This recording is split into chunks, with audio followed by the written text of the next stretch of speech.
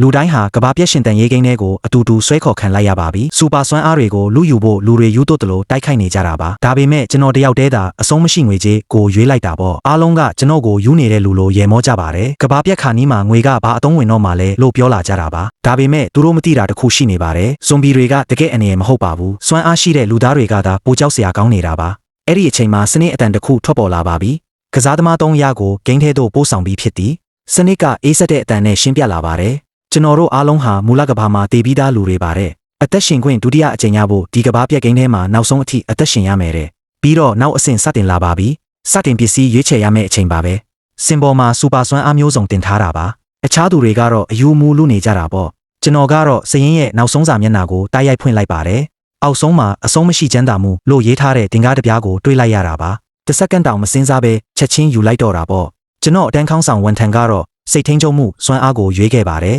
သူကကျွန်တော်ကိုကြည့်ပြီးရဲလို့မစုံပါဘူးမတ်မင်းကငွေကိုဒီလောက်တောင်လိုချင်နေတာလားကဘာကြီးပြတ်တော့မယ်ငွေကဘာလို့ပေးနိုင်မှာလဲသူပြောပြီးတာနဲ့အတန်းထဲကအလှဆုံးမင်းကလေးလူရန်စီလှည့်သွားပါတယ်လူရန်ကအချစ်စွမ်းအားကိုရွေးထားတာပါဘယ်လိုမဆိုငိုက်ကိုချစ်သွားစေနိုင်ပါတယ်ဇွန်ဘီတောင်ငိုက်ကိုမတိုက်ခိုက်နိုင်ပါဘူးအချစ်ကငိုက်ကိုကာကွယ်ပေးလိမ့်မယ်ပစ္စည်းအလုံးရွေးပြီးသွားတဲ့နောက်စနစ်ကထပ်ပြောလာပါပြီကစားသမားတိုင်းအားစွမ်းအားလေးကျင့်ရန်နဲ့စစ်ပွဲအတွက်ပြင်ဆင်ရန်တစ်နှစ်အချိန်ပေးမည်10နှစ်လအကြာတွင်ကဘာပြတ်မှုစတင်မည်နောက်ဆုံးအသက်ရှင်ကျန်ရစ်သူတယောက်တည်းသာစုကိုရမည်ဒီစီးမြင့်ကိုကြားတာနဲ့လူတိုင်းမျက်နှာပြောင်းသွားကြပါတယ်ပူပေါင်းဖို့စဉ်းစားနေသူတွေတောင်တယောက်နဲ့တယောက်တန်တရားမျက်လုံးတွေနဲ့ကြည်လာကြတာပါဒီဂိမ်းမှာမိတ်ဆွေဆိုတာမရှိပါဘူးအားလုံးဟာရန်သူတွေပဲဖြစ်နေကြတာပါကျွန်တော်အချိန်မဖြုံးတော့ပါဘူးချက်ချင်းထွက်လာပြီးကဘာပြက်ရှင်တန်ရေးအစီအစဉ်ကိုစတင်လိုက်ပါတယ်ကဘာမြေပုံကိုစစ်ဆေးပြီးပစိဖိတ်သမုဒ္ဒရာတွေကတီချာကျွန်းတကျွန်းကိုရွေးချယ်လိုက်တာပါမြလျင်ဖော့လိုင်းတွေနဲ့ဝေးတယ်မုန်တိုင်းလမ်းကြောင်းတွေထဲလည်းမပါပါဘူးလေစိတ်ဆောက်ဖို့မြေပြန့်ရှိသလိုပတ်ပတ်လည်မှာတောင်တန်းတွေကတဘာဝကာကွယ်ရေးအဖြစ်ရပ်တည်နေကြပါတယ်ကျွန်တော်ဒေါ်လာ1 ဘီလီယံပေးပြီးကျွန်းတကျွန်းလုံးဝယ်ပစ်လိုက်ပါတယ်နာမည်ကို Future Island လို့ပေးထားပြီး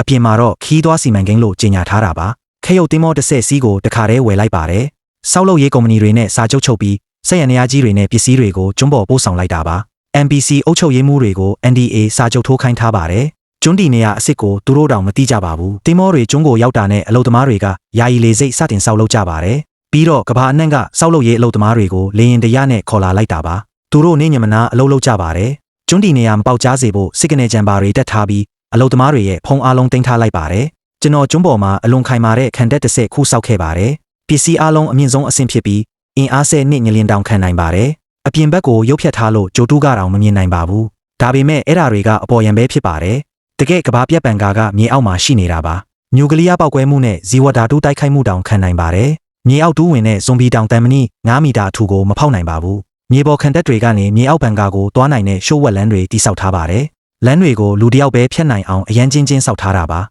အတွင်းပိုင်းကဝင်းကဘာလိုရှုပ်ထွေးနေပြီးမှန်တဲ့လမ်းတွေသွားရင်တောင်ထောင်ချောက်တွေကိုကြော်ဖြတ်ရဦးမှာပါကဘာပြက်မှာစွမ်းအင်ကအသက်လိုအရေးကြီးပါတယ်ဒါကြောင့်ကျွန်တော်လေအားလျက်စစ်လိုင်းအားလျက်စစ်နဲ့ညူကလ িয়ার မီးစက်တွေတက်ဆင်ထားပါတယ်ရေပိတနာအတွက်မိုးရေစုစနစ်ပင်လယ်ရေချိုစက်နဲ့မြေအောက်ရေတန့်စင်စက်တွေကိုပါတက်ထားတာပါအပူတပ်ပိုးစနစ်ခရမ်းလုံရောင်ချီတပ်ပိုးစနစ်နဲ့ဓာတုတပ်ပိုးစနစ်တွေကိုလည်းထည့်သွင်းထားပါတယ်လေတန့်စင်စနစ်များစွာတက်ထားလို့မြေအောက်မှာအမြဲလေတန့်ရနေမှာပါအောက်ဆီဂျင်ဘူးတသိန်းတောင်တိုးလောင်ထားပါတယ်ဘန်ကာကိုအပိုင်း10နှစ်ပိုင်းခွဲထားပြီးတစ်ပိုင်းပြတ်သွားရင်တခြားပိုင်းတွေဆက်လည်နိုင်အောင်စီစဉ်ထားတာပါအပိုင်း3ခုမှာနောက်ဆုံးပေါ်စိုက်ပျိုးရေးနည်းပညာအသုံးပြုထားပါတယ်ဟင်းသီးဟင်းရက်စိုက်တဲ့ငါးမွေးတဲ့ကြက်မွေးထားပါတယ်ကိုတောင်နှစ်ခုထဲမှာ10နှစ်စာအစားအစာဆေးဝါးနဲ့ရေကိုတိုးလောင်ထားတာပါ NBC တွေတန်တဲ့ဝင်လာတိုင်းငွေနဲ့ပါစက်ပိတ်လိုက်ပါတယ်ပြီးတော့ဤကဲနိုင်ငံကနေလက်နက်ကြီးတွေဝယ်ယူခဲ့ပါတယ်တိုက်ခိုက်ရေးစက်ရုပ်တွေစူးစမ်းရေးတရုံးတွေပါပါဝင်တာပေါ့ငွေများများပေးထားလို့မှောင်ခိုဈေးကနေညူကလ িয়ার ထိပ်ဖူးနှစ်လုံးတောင်ရက်လာပါတယ်ပင်လယ်အော်တစ်ခုမှာညူကလ িয়ার ရေငုတ်တင်းမောနဲ့ဂျက်လေရင်ကိုဖျောက်ထားပါတယ်မြေအောက်ဘန်ကာကနေရေငုတ်တင်းမောစိတ်အထိ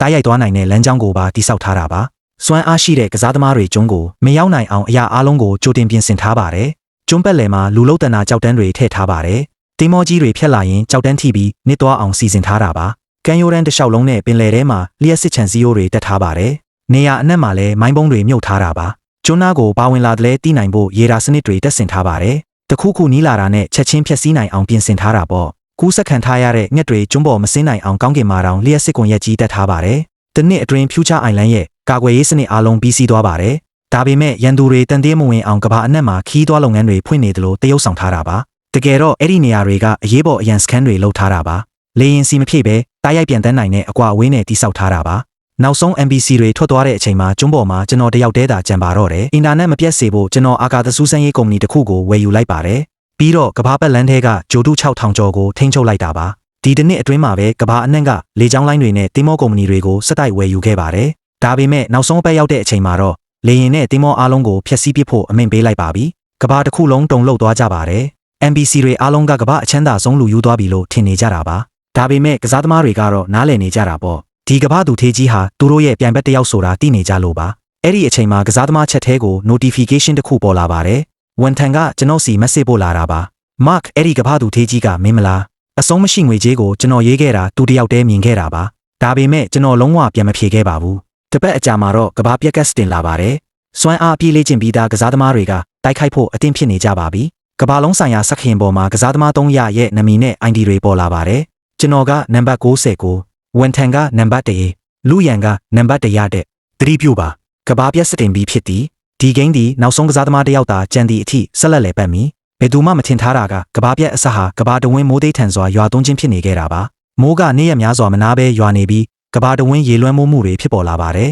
ဖျူချာအိုင်လန်လည်းထိခိုက်ခဲ့ပါတယ်ဒါပေမဲ့ကျွန်းကအရန်သေးလုံးတာကြောင့်မိုးတိမ်တွေက2ရက်လောက်ပဲဖုံးထားပြီးထွက်သွားကြတာပါဒါပေမဲ့တခြားစွမ်းအားရှင်တွေကတော့ဒုက္ခလာလာတွေးကုန်ပြီးသူတို့ကဒီကဘာကိုရောက်တုန်းကပြားချက်မရှိဆင်းရဲကြတာလေတစ်နှစ်ပတ်လုံးအစွမ်းတွေပဲလေ့ကျင့်နေပြီးပိုက်ဆန်ရှာဖို့ရုန်းကန်နေရတာဆိုတော့တိုးလောင်ထားတဲ့ရိတ်ခါကစာဖွဲလောက်เสียမရှိဘူးအစွမ်းကိုသုံးပြီးရာဇဝတ်မှုကျူးလွန်တဲ့ကစားသမားနှင်းငယ်ပဲအင်ကြီးတွေရပြီးမြေအောက်ခန်းမှာခိုအောင်စောင့်နိုင်ကြတာဒါပေမဲ့ရေကြီးတော့မြေအောက်ခန်းတွေအရင်ဆုံးနှင်းမြုပ်ကုန်တာပေါ့ရိတ်ခါတွေအကုန်ပျက်စီးပြီးအင်ကြီးတွေလည်းရေအောက်ရောက်ကုန်တဲ့တိုက်ခန်းအမြင့်တွေမှာပုံနေသူတွေကတော့လောလောဆယ်ဘေးကင်းပေမဲ့ရိတ်ခါပြက်လက်ပြီးလူတိုင်းယူတော့ကုန်ကြပြီးအဲ့ဒီအချိန်မှာငါကတော့အေးစာလေးတွေစားရင်တိုက်ရိုက်ထုတ်လွှင့်မှုကိုအေးဆေးထိုင်ကြည့်နေတာပေါ့တိုက်ခန်းတစ်ခုကလူတစ်ယောက်ကလိုက်ကအကွယ်ကနေတစ်ဖက်တိုက်မှာစွမ်းအားရှင်တစ်ယောက်မြေးစွမ်းတဲ့ရိတ်ခါတွေလူရက်နေတာကိုခိုးရိုက်ပြီးပြနေတာအကိုတို့ဒါရုပ်ရှင်ဆန်းတွေမဟုတ်ဘူးနော်ဝစ်ဆုံဆန်းဝစ်ထားတာလည်းမဟုတ်ဘူးတကယ်စွမ်းအားရှင်ကြီးပြသူကအရင်ကကျွန်တော်တို့တိုက်ကလုံခြုံရေးဝန်ထမ်းအခုတော့တကားတွေကိုမီးနဲ့ဖောက်ပြီး30အိမ်မြောက်ကိုလူရက်နေပြီးမှတ်ချက်ကွက်ထဲမှာလဲစူညံကုန်ကြတာပေါ့စွမ်းအားရှင်တွေတကယ်ရှိတာပဲကဘာပြက်ပြီးပေါ့သတိထားဦးဟိုဘက်တိုက်ပြီးရင်မင်းစီလာမှာဒါပေမဲ့အဲ့ဒီစွမ်းအားရှင်ကရဲတွေကိုတွားစင်ခေါ်မိတယ်လို့ဖြစ်သွားလို့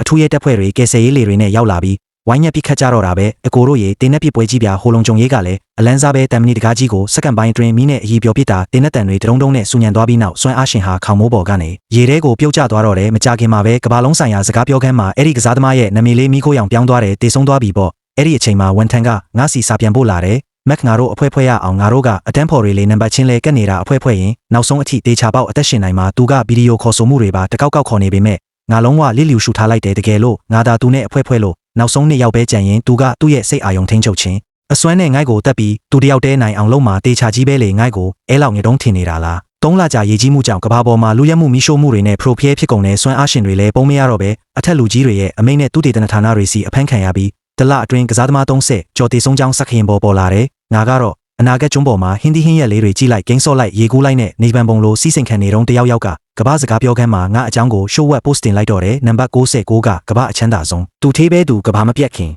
ခိုလုံရေးစခန်းတွေအများကြီးစောက်ထားတာတေချာတဲ့နံပါတ်69ကိုရှာတွေ့ရင်အားလုံးအသက်ရှင်မဲ့စကားပြောခန်းကြီးချက်ချင်းပေါက်ကွဲထွက်သွားတာပေါ့နံပါတ်69ထွက်ခဲ့စမ်းငါတို့ဒုက္ခရောက်နေချိန်မှာမင်းတယောက်တည်းစီးစိမ်ခံနေတယ်ပေါ့ရက်ဆက်လာကြီးလားအဲ့လိုလူမျိုးကိုအမြင့်ပြတ်တက်ပြရမယ်69ကိုရှာပြီးငါတို့အသက်ရှင်အောင်လုပ်ကြမယ်အားလုံးတက်ကြဟေကစားသမားတွေအားလုံးတွေးယူတို့ယူနဲ့ငါ့ကိုတက်ဖို့ပြင်ကြတော့တာပဲငါကအေးစိနေချင်ပါတယ်ဆိုမှမင်းတို့စင်ခေါ်လာတော့လေငါကပြန်တော့ပြန်ရတာပေါ့ငါကဘာစကားပြောခန်းထဲစာတစောင်ပို့လိုက်တဲ့အားလုံးပဲစိတ်အေးအေးထားပါငါကနံပါတ်69ပါခိုလုံရေးစခန်းလိုချင်ရင်ပေးပါမယ်ဒါပေမဲ့ငါကနိုင်ငံလေးခုမှာပဲစောက်ထားတာစခန်းတစ်ခုကိုလူနှစ်10ပဲဆက်မယ်မြေပုံပေါ်မှာနေရာလေးခုမှတ်ပေးထားတယ်မင်းတို့လူ200ကျော်ရှိတာဆိုတော့အားလုံးတော့ဆက်မှာမဟုတ်ဘူးစခန်းရဲ့စကားဝက်တွေပေးလိုက်မယ်အရင်ရောက်တဲ့သူအရင်ဝင်ပေတော့ငါနောက်ကိုတော့လိုက်မလာကြနဲ့စကားဝက်ရတာနဲ့ကစားသမားတွေယူတော့ကုန်ကြပြီးတညအတွင်းမှာတင်အမျက်နှုံးဆွမ်းရှိတယ်ကစားသမားတွေစခန်းစီရောက်လာကြတဲ့စခန်းကရေလွတ်တဲ့ကုန်းမြင့်ပေါ်မှာရှိပြီးတကားဖွင့်ဝင်လိုက်တာနဲ့ရေခဲတစ်တာထဲမှာအစားအသောက်တွေအပြည့်ဝိုင်ကောင်းစားတွေနဲ့နေစပန်ပုံလိုပြင်ဆင်ပေးထားတာနံပါတ်58ကစားသမားကတိုက်ရိုက်ထုတ်လွှင့်ပြီးကြွားတော့တာပေါ့မထင်ထားဘူးစခန်းကဒီလောက်ကောင်းလိမ့်မယ်လို့ပိုက်ဆန်ကတကယ့်ကိုပျော်ရွှင်မှုကိုဝယ်နိုင်တာပဲဟေ့သူကစခန်းထဲမှာလူ10နှစ်ရောက်နေပြီဖြစ်ပြီးအရင်မြင့်နေလို့တကားပိတ်ဖို့မဲခွဲဆုံးဖြတ်လိုက်ကြပြီးတဲ့အပြင်ကကစားသမားတွေကတော့ဗီဒီယိုကိုကြည့်ပြီးယူမတက်ဖြစ်ကတကားကိုအတင်းထုအစွမ်းတွေနဲ့ဖျက်ဆီးပေမဲ့တမ်မနီတကားကြီးကလုံးဝမလုပ်ဘူးအဲ့ဒီအချိန်မှာငါကဝင်ပြောလိုက်တယ်လူနှစ်10ဆန့်တာမဟုတ်လားနောက်ထပ်10ရောက်ဝင်လို့ရသေးတယ်လေငါစီမှာအဓိကစကားဝက်ရှိသေးတယ်အရှိတောင်ဘက်အလဆင်โอเคလေးကိုလှဲ့လိုက်ရင်ရှိုးဝက်တကားပွင့်လာလိမ့်မယ်အပြင်ကလူတွေယူသွတ်ပြီးโอเคကိုတွားလှည့်လိုက်တော့တကားမှန်ပဲပွင့်လာတယ်အဲ့ဒီမှာတင်နောက်ဆုံးရှစ်နေရအတွက်အချင်းချင်းတက်ဖြတ်ပွဲကြီးစတော့တာပဲຫນွေပင်ဆွဲနေလူကတခြားသူတွေကိုရိုက်ချပြီး ဒါဆွဲတဲ့လူကနွယ်ပင်သမားရဲ့လက်ပတ်ကိုလှိဖြတ်လျက်စီးဆွဲတဲ့လူကလူအုပ်ကိုပြစ်ချအစိတ်လက်တင်းတဲ့လူကတယောက်ကိုထိုးသက်နောက်ဆုံးတန်မနီလက်မောင်းကြီးတဲ့လူကအစိတ်သမားရဲ့ရင်ဘတ်ကိုနောက်ကနေအုံခနဲ့အပေါက်ဖောက်ပစ်တာနောက်ဆုံးထိအသက်ရှင်တန်ရေးလောဘကသူတို့ရဲ့လူသားဆန်မှုကိုဖျက်ဆီးပစ်လိုက်ပြီးစနစ်ကပေးထားတဲ့အစွမ်းတွေကဇွန်ဘီတွေကိုတိုက်ဖို့မဟုတ်ဘဲတယောက်နဲ့တယောက်တက်ဖြတ်ဖို့ပေးထားတာပဲစခန်းထဲကလူတွေလည်းအပြင်ကတိုက်ခိုက်ရေးအစင်းမြင့်တဲ့ကစားသမားတွေဝင်လာရင်သူတို့တေမှာဆိုလို့အချင်းချင်းပြန်တက်ကြပြန်ရောစက္ကရင်ပေါ်မှာတေဆုံးသူဦးရေကိန်းကနန်းတွေဒုံနဲ့တက်လာတော့တယ်ငါကင်မရာတွေကနေကြည့်နေပေမဲ့ဝန်ထန်ကိုတော့လုံးဝမတွေ့မိဘူးသူကစိတ်အာယုံထိန်းချုပ်တာဆိုတော့ဒီလိုစခန်းမျိုးကိုလာမှာမဟုတ်ဘူးလေအဲ့ဒီအချိန်မှာပဲဝန်ထန်ကငါစီစာဖို့